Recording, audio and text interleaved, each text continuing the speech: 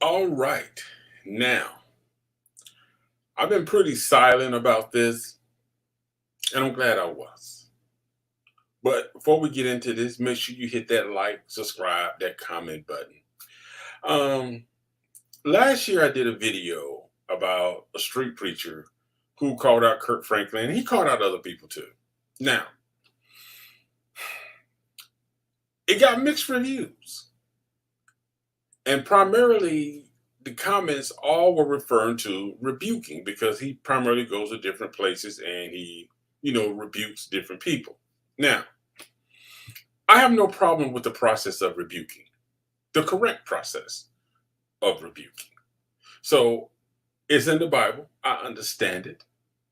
But now what I want to do is try to get a little more understanding to some of the people in the comment section.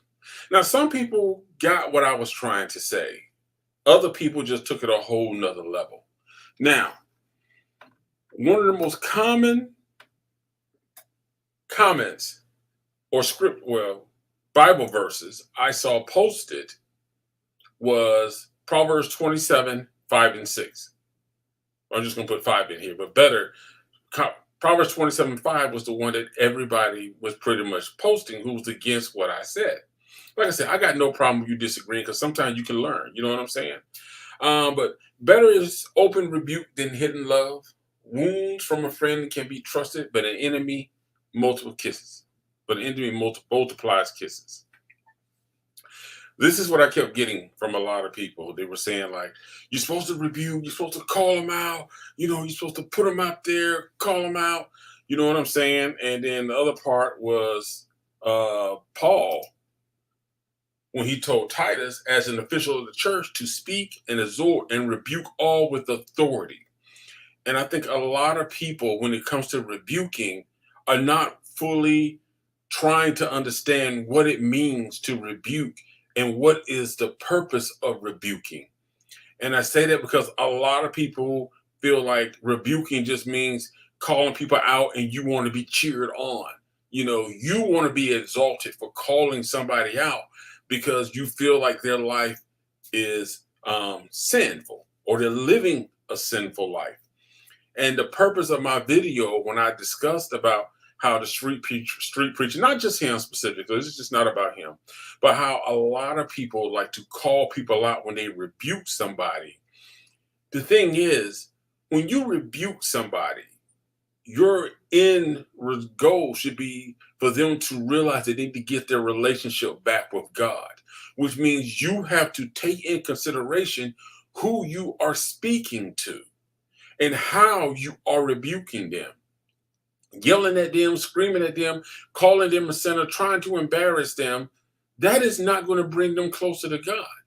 And many people who may be on the fence and trying to find that relationship with God may look at you and say, your whole demeanor, your whole presentation of how you're doing this, if that's how Christians act, I don't want to be a part of it because that's not what I thought a Christ-like person would act. If you're supposed to embody the spirit of Christ, if you're supposed to walk like Christ and behave in the manners of Christ, are you really doing that in the manner in which you are rebuking somebody?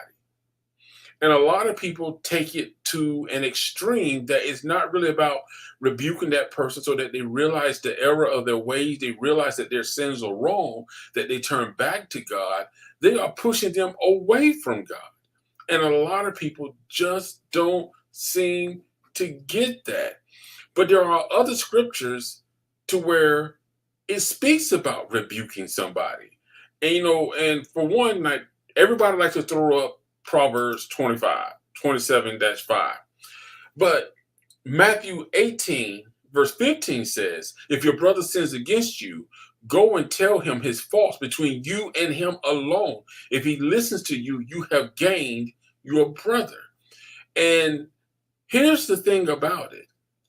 A lot of people are rebuking people who are high profile or people who are in more of a public eye because they themselves are looking for public notoriety. I mean, how can you travel across the country rebuking high profile people, but you ignore the issues right there in your very own neighborhood? Or sometimes people ignore the things in their own life that they need to correct before you step out and trying to correct somebody else.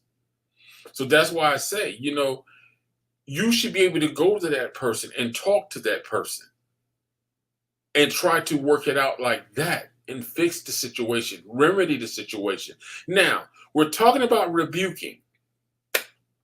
Here's something that I think people need to understand, because a lot of people will pick one scripture. No, actually, they'll pick one verse from the Bible and run with that verse without getting the whole context of the scripture to understand what the scripture is fully saying. So they will take one thing, they feel like, yes, this gives me authority to yell and scream and call people out, but there's no accountability to themselves because they don't read the rest of the scripture to fully understand that their behavior at times can turn somebody away from God. Now, Matthew 18:15 is for if you're talking to an individual, your brother, your sister, somebody you know. If you are trying to rebuke them, this is how you're supposed to approach that person with fault if you are talking to them.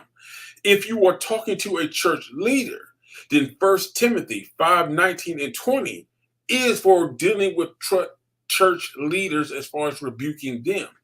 Do not admit a charge against an elder except on the evidence of 2 or 3 witnesses. As for those who persist in sin, rebuke them in the presence of all, so the rest may stand in fear. Okay, so you see what I'm saying? There is a process in the Bible for calling somebody out.